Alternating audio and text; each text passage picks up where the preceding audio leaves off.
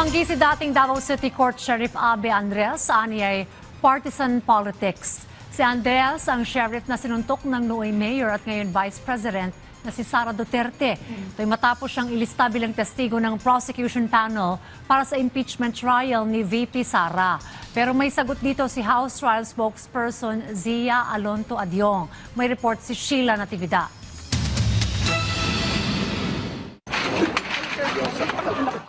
Ito si dating Court Sheriff Abe Andres na sinapak ni nooy Davao City Mayor at ngayon Vice President Sara Duterte taong 2011. Nagganap ito noong magpatupad ng demolition order sa lungsod. Makikita naman sa kopya ng pre-trial brief ng prosecution panel na nakuha ng PTV News na nakalista si Andres bilang posibleng testigo sa magiging paglilitis sa impeachment case ni VP Sara.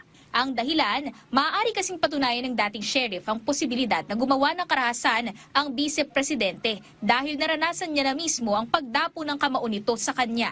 Pero sa isang Facebook post, humiling si Abe na huwag na siyang idamay sa kahit na anong partisan umano na usaping pampolitika. Sinagot naman ito ng direkta ni House Trial spokesperson at Lanao del Sur 1st District Representative Zia Alonto Adyong sa isang forum. We understand the apprehension of Mr. Abe, no? Kaya na medyo hesitant siya. And we understand that. That's a raw emotion. Dahil yung na-experience po niya kay Vice President ay for a person, it is not something worthy to relive to, no?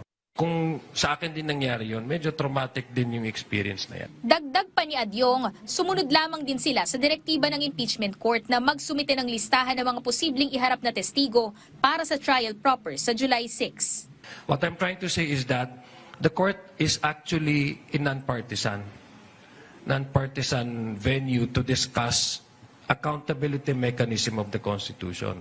Hindi rin kasi ang dating sheriff o kahit na sinong testigo ang magdedesisyon kung pwede bang hindi sumipot sa paglilitis, kundi ang mismong Senate Court. Ang pagkakaalam po natin ay once the court issues subpoena or invitation, mukhang yung ating choice whether to appear or not would not no longer be relevant, no? Especially if it's a subpoena coming from the court. Sa Articles of Impeachment, nakasaad ang umano'y pagtatangka ng Vice Presidente sa buhay ni Pangulong Ferdinand R. Marcos Jr., First Lady Liza Araneta Marcos at dating House Speaker Martin Romualdez matapos siyang magbitaw ng pahayag na may inutusan na siya para ipapatay ang mga ito. Ito rin ang dahilan kung bakit may nakalagay sa reserve witnesses ng prosecution panel na isang psychiatrist. Kaya kasing patunayan ng isang profesional ang kalagayan ng pag-iisip ng vice-presidente at ang posibilidad nitong totohanin ang kanyang pagbabanta. Kaya nga po ang sinasabi po natin is that the court has that discretion to issue invitation and subpoena.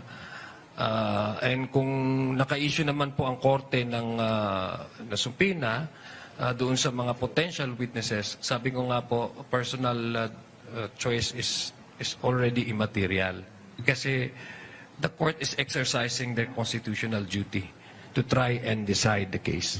Samantala, naghihintay na rin ang House Prosecution Panel sa i-issuing pre-trial order ng impeachment court na magiging roadmap ng paglilitis ng impeachment case ng Vice Presidente.